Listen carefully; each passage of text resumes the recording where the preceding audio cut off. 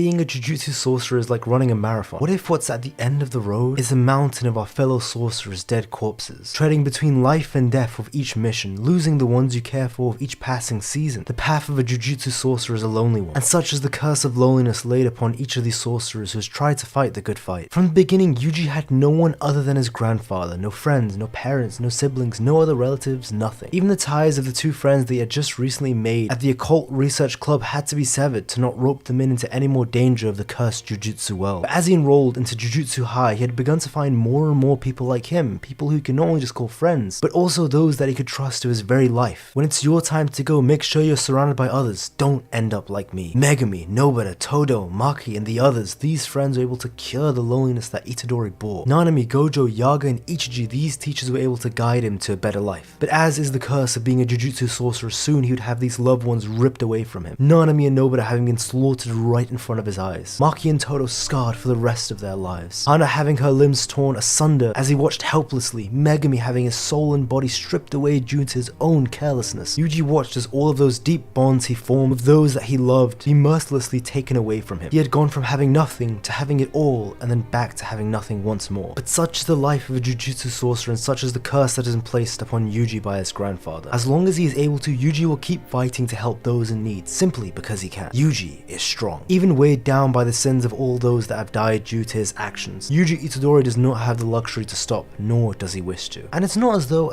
all is lost. He still has some friends and teachers left at Jujutsu High that desperately need his help. There are still innocent civilians that could be saved if he keeps trying to fight the evilness in this dark world. And there's still hope to save that one friend that he's lost, Megumi Fushiguro. So Yuji will not stop until his last breath is drawn. Can't say what I'll be thinking when I die, but I'm not gonna regret the way that I live. Megumi Fushiguro was born alone, a solitary blessing born outside of the Zenin clan to a father who had already left behind all ties to family, and a mother who would go on to do the same to both her daughter Sumiki and Megumi. When Gojo first meets Megumi, he and Sumiki have already been alone for some time. Megumi saying that he hadn't seen his dad in years and didn't even remember what his face looked like. But it's while Megumi is alone, in this alley talking to Gojo, that we get a glimpse of how deeply rooted Megumi's unique sense of justice and sincerity is. Megumi interrupts Gojo's breaking news about Toji to tell him that means that they've gone off somewhere and are living happily together. Whether this is a lie Megumi weaves to comfort himself or not, this method of leaving trauma behind is one of the more wholesome options we see in the series. And naturally, that mentality followed him in every facet of his character progression. His picking and choosing of who deserves to be saved and who is better left as collateral damage is even thematically present in the function of his curse technique. If one Shikigami is destroyed, its power doesn't vanish, it bleeds down into the others, the one destroyed serving to strengthen the rest. Thus is Megumi's sincerity, shaped by the process of digesting his own loneliness. "You'll die alone," Gojo said.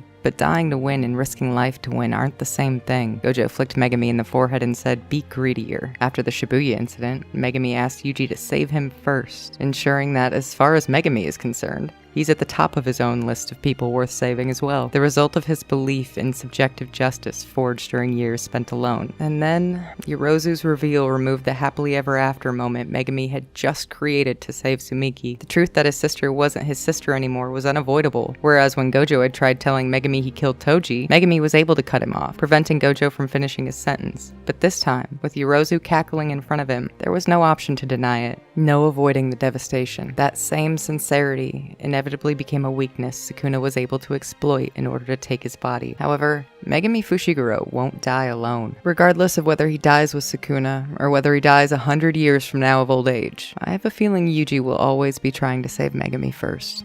Nobara Kugisaki has been alone for a long time now. To those of us who believe she's still alive, she'll have been away from the group for longer than Gojo was while he was sealed in the prison realm. But she wasn't born alone, and she didn't grow up alone. Raised by her grandmother, we never learn about her parents, but her grandma was quite the hover parent in her own right, wanting to teach Nobara herself instead of sending her off to Tokyo. Nobara wasn't a big fan of the village that she grew up in, but that doesn't mean that she spent her days there in solitude. She had Fumi, shy and a bit jealous, but devoted and eternal as far as friends go. And she had Sayori, a girl who had moved to the small village from the city and introduced both Nobara and Fumi to the world outside the small town. It was Nobara's first taste of a world outside the village, where she could be herself in all her glory. It was that taste of freedom that drove Nobara to make the choice to leave the village. In the first chapter of the second light novel, while out shopping in Shibuya, Nobara stops in the center of the main intersection, the one we're all familiar with, and muses to herself about the freedom of individuality that the city offers. It's here I begin quoting. Countless voices, representing countless lives, intermingled at the intersection. Each one was an individual, existing in their own individual world. Some people might have found the confusion of voices and needs to be depressing, but not Kugisaki. She had a strong sense of self. She welcomed the clamor of the city because it allowed everyone to live as they pleased. It had been her hometown that had been suffocating. There, conformity was encouraged. Its ecosystem survived by refusing to recognize individuals as individuals. To Kugisaki, it felt like a closed-off world that was quietly rotting away. By contrast, the masses of people in the city meant that everyone had their freedom. Someone once said that the city makes you lose interest in other people. Kugisaki smiled, thinking that was fine by her. No one here would criticize her for being who she was. End quote. When Nobara faced death, she wasn't alone. Tell everyone it wasn't so bad. With a smile on her face, she had someone there with her, even when death knocked. The emptiness of her soul now filled with the laughter of those who pulled up a seat and stayed with her.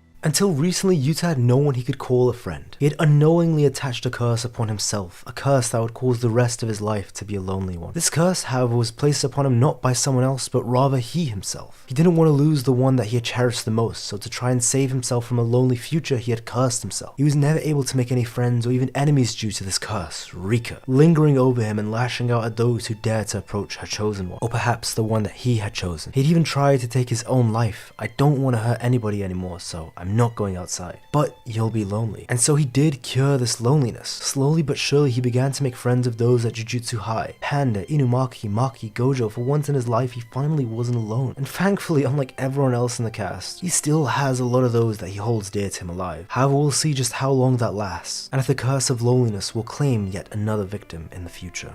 Maki Zenin chose to be alone, born a twin without a curse technique to an oppressive family who valued a sorcerer's power and ability over everything else. She chose to leave that clan, and her sister Mai, all in pursuit of a power that might someday allow her to walk back into the clan, free of its oppression. What Maki didn't understand was the price that she would end up having to pay for that freedom. In the Goodwill event, we see Maki and her twin Mai come face to face. It's no secret that Mai hates Maki, but at this point, we as readers don't know why. Mai clearly treating the fight as a personal matter, listing off reasons why Maki doesn't know the first thing about her, right down to her unawareness of Mai's first crush or her curse technique. All the while, Maki continues to treat it as just another battle, another point to her name for the higher-ups watching, another rung in the ladder of power we will continue to see her desperately climb, all in order to return to the Zenin clan and make a place for Mai, the same Mai that Maki leaves defeated, alone, crying in the woods after eliminating her from the Goodwill event. Maki's unawareness has almost always served her well. She was able to mentally leave the clan and Mai behind and focus on honing her physical skills and strengthening her incomplete heavenly restriction. But in typical Zenin fashion, the act of leaving something behind is not a gentle one. As twins, Maki and Mai were viewed as one soul in the eyes of the Jujutsu world. One of the twins had a curse technique and cursed energy. The other had heavenly restriction, but since they were two halves of a Jujutsu whole, Maki's restriction would never be complete as long as Mai existed. Her ignorance to this fact through her life may have been intentional, but even upon leaving the clan, Maki seemed truly unaware of the fate she was leaving Mai to. Naobito promising to make it hard for Maki, and going on to say that that applied to Mai as well. But that didn't faze Maki, and she never stopped to think twice when she walked out those doors. That balance of suffering continued to be equally shared throughout their lives until the day both sisters were cut down by their father Ogi, thrown into a pit of curses, and upon realization of their death, returned to the realm of the living as one complete monster. It's in Sakurajima, however, that we eventually learn of some of the hardships Mai endured at the hands of the clan, and specifically Naoya when he returns from the dead to hunt Maki. Maki's intentional ignorance still has her blinded even after the death of Mai, stunting her from fully realizing her potential as an individual, like a newborn deer learning how to use her new limbs properly. She allows Daido and Mio to set examples that she never had. It isn't until she removes all the noise in her head, created by the questions of comparison to others, she's finally able to break the Zenin curse and achieve the individual strength that she's been climbing towards, the power of loneliness. The curse of loneliness has, unfortunately, affected almost all of the younger generation, with Panda losing his father Yaga, Junpei being all alone in his life and losing his mother. Junpei was so desperate to find someone to understand him that he even made friends with the curse itself, to fill that lonely void. Kamo being left by his mother and distant from the rest of his clan for being born from a mistress. Todo having so little friends that he even goes pretty much insane and imagines Yuji as his best friend. The younger generation of sorcerers have already suffered at the hands of this curse, and even the previous generation of younger sorcerers, such as Gojo and Getsu, had realized this curse, and had seen the disaster that awaits for those that are strong and for those that are also sorcerers. Even the young must bear this curse in this accursed world. Most of all, Mekamaru, who chose the loneliest way to both live and die, betraying his fellow sorcerers while also setting in motion plans to save them from that betrayal. He did all of it alone, not one of his peers learning of his actions until after he had died at Mahito's hands. "I'm going to be with everyone," were Kokichi's final thoughts, and those thoughts resonated after his death. If it weren't for the help he provided in Shibuya, we would have far less of a cast to discuss when it comes to the curse of loneliness. The curse of loneliness spares no one in this cast. Whether they overcome it or not is in their hands. Yuta is a beautiful example through the unraveling of his own curse. Maki set a different example by embracing hers. Megumi, Yuji, and Nobara all have their own brand, their own flavor of loneliness to overcome. And in a world as individual as JJK, each of these sorcerers will eventually come face to face with their greatest threat,